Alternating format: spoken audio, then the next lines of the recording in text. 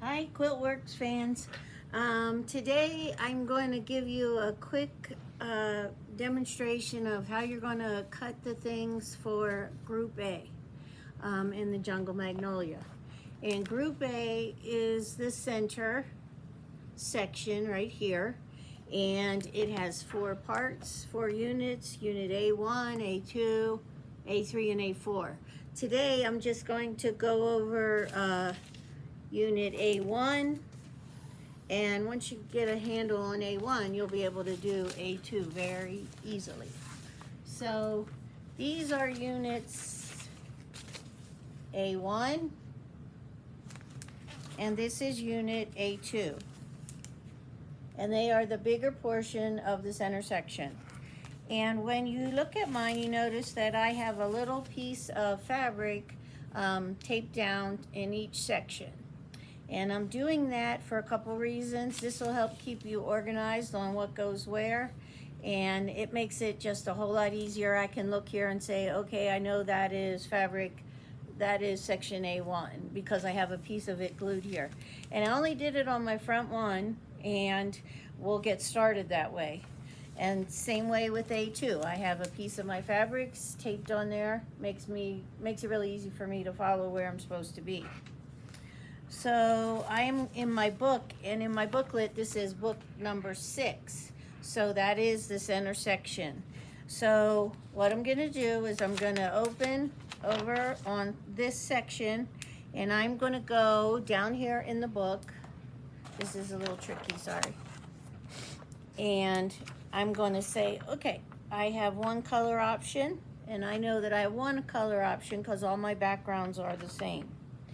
So it's going to tell me to start. I'm going to go into my stack, and it's going to say we are going to get fabric A1. And if you have a kit from Sew-ciety, it says fabric A1 on the fabric. And it says I need 6 pieces of those. I'm sorry, I need 8 of those cut at 6 inches. And so I've already done that for you. And the thing about after you cut them, just go ahead and stack them up. So this is all 8 pieces of my 6-inch fabric. So what I'm going to do is I am going to go, and also in here it's going to tell you that you need template sheet 1 and 2. And if I look at my template sheets that I've already prepared, one of them says 1 and one of them says 2. So the little diagram, I don't have to do a lot of reading. I'm just going to look at the diagram in my book, and it tells me that I'm going to put these down here like this. Okay. Then I'm going to make sure I got them all squared away. And you should line them up as good as you can. And then I'm going to lay these on here, and then I'm going to bring the camera over so you can see it a little better. Okay. So right here, I have... See if I can do this without hurting us. Okay, here I have my sections, my papers laying on my section A1 and A2 template sheet. So what you're going to do now is you're going to come over here, and I'm going to take a paper clip and put a paper clip in each section of these. And you want to take a look at these because they have some important things. Tells you the sew side, okay? And it tells you the section, tells you how big your strip needs to be. And again, you're laying these all the way out, right sides up, and make sure you get a paper clip in each section. So I'm going to get this section ready, and then I'll show you how it looks with all the paper clips, because I know it's a little hard here and I don't have a cameraman today, but I can still show you what's going on. The other thing you can tell when you look at template sheet A, it's going to say on there how big your fabric should be. It's going to tell you what the number is. It's going to give you a lot of important information. So if I bring this one over here to show you, you're going to see down here, it tells me what template sheet it is. This says it's template sheet 2, and it says that my strip needs to be 6 inches and that I should stack my fabric right sides up, which is exactly what I've already done. So I'm going to continue to clip these on here. Sorry, I'm trying to do it fast so it's not like paint drying, watching paint dry, which is not exciting, I don't think. All right, so I'm going to lift this up so you can see it. So there is my background template sheets on my 8 layers of fabric. So what I'm going to do now is I'm going to take a look at this sheet and I am going to look for cut line number 1. So if I come over here, I can see that cut line number 1 is right here. Then next is cut line number 2. And then over here is my cut line number 2, 3, 4, 5. So you want to cut these in the order it says. This will be a good time to have a nice sharp blade because I'm going to cut through all those layers at once.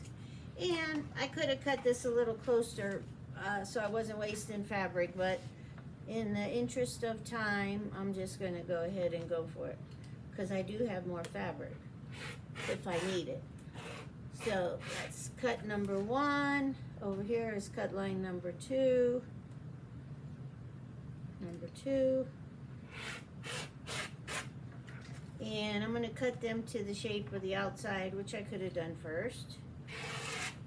Okay. And then I'm going to do the same thing up here across the top.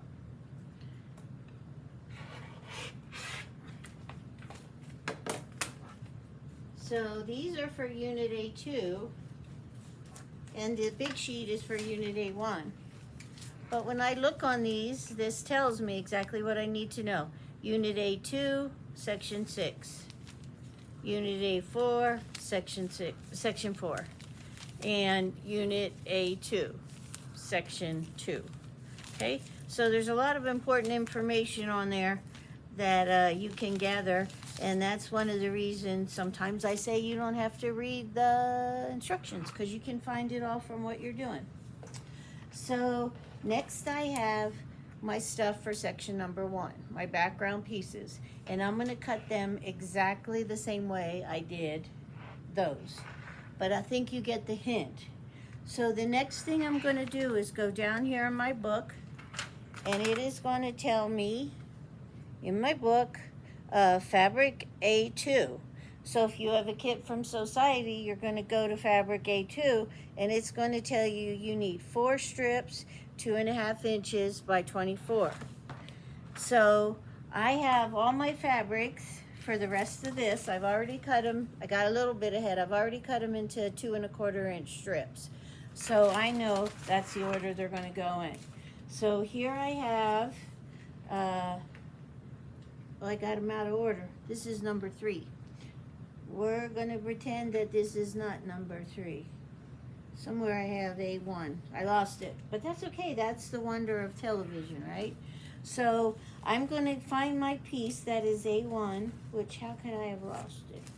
It's got to be here. Hang on. Oh. I wonder if it fell on the floor. Well, I'll demonstrate with section A3 instead. And when I go to my instruction, it tells you what template sheet to look for. So on section 3, it says you want template sheet number 3. So I'm just going to take these strips. I have 4 of them right side up. I'm going to get the shape of my design, which is right there. And then I'm going to go ahead. And the reason I know I need 8 is everything on this quilt is in 8s. So I'm going to cut that again. And there is my section 3 all ready to go. And then the next one I have in my stack, because I've lost my ones, that's interesting, is section 5. Now I want to show you this one because I only needed to cut 2 strips per my instructions for section 5. So what I'm going to do is put this down once, and then I'm going to cut this size again the second time. And I want to show you this one because it's a little different than the other one. Okay, so now I have that on there. And now I took this and I have 4 pieces of fabric. And I know you're saying, Carol, you need 8 pieces of fabric. But actually you don't, because I have a cut line through here. So I'm going to come over here and clip those with the paper clips. And the beauty of this is you have everything clipped together. You're not going to lose pieces. So it's a good habit to get into, to do your paper clip before you cut them. So now I'm going to come over here and I'm going to cut on line number 1. And the reason we use flat paper clips is so when I put my ruler on top of there, it's not rocking from being on the head of a round pin. So go ahead and put your paper clips on so that you're ready to go. And did I say you should get a sharp blade before you start? You probably need one, but you know these ones at the store, they are only sharp for a half a day because we cut so much fabric. So anyway, I'm going to cut this one again. Okay, now I'm going to take those pieces because they're exactly the same one. And I'm going to go ahead and hook those together because they're all section 5s. Okay, and I'm going to carry on the same way using section 7 and 9 on this one. So I'll just continue on with cutting the last 2, and then I will go ahead and move on to A2. So later on I'll do another video showing you actually sewing these 2 together. Showing unit A1 and A2. But this is your cutting, this is your setting up, and we'll see you all soon. Ciao.